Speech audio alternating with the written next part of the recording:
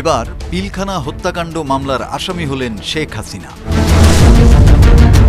2009 সালের পিলখানা হত্যাকাণ্ডে কারা অভ্যন্তরে বিডিআরের তৎকালীন উপসহকারী পরিচালক আব্দুর রহিমের মৃত্যুর ঘটনায় সাবেক প্রধানমন্ত্রী শেখ হাসিনা ও সাবেক সেনাপ্রধান জেনারেল আজিজ আহমেদ সহ 13 জনের বিরুদ্ধে করা মামলাটি আদালতের নির্দেশে এফআইআর হিসাবে গ্রহণ করেছে রাজধানীর চকবাজার থানা পুলিশ।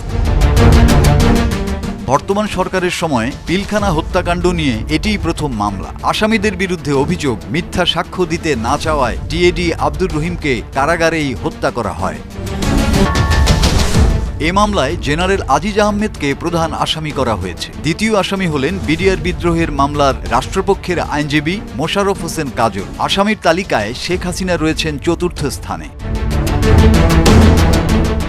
বাকি উল্লেখযোগ্য আসামিরা হলেন সাবেক কারা মহাপরিদর্শক ব্রিগেডিয়ার জেনারেল আশরাফুল ইসলাম খান, ঢাকা দক্ষিণ সিটি কর্পোরেশনের সাবেক মেয়র শেখ ফজলে নূর তাপস, সাবেক এমপি নূরে আলম চৌধুরী লিটন, সাবেক এমপি শেখ সেলিম ও শেখ হেলাল, সাবেক বস্ত্র ও পাটমন্ত্রী জাহাঙ্গীর কবির নানক, সাবেক এমপি ও আওয়ামী লীগ নেতা মির্জা আজম এবং সাবেক তথ্যমন্ত্রী হাসানুল হক ইনু। এছাড়া হত্যাকাণ্ডের সঙ্গে জড়িত মন্ত্রী, এমপি সহ আরও অজ্ঞাতনামা 200 জনকে আসামি করা হয়েছে। মাসুদ হাসান, বাংলা টিভি।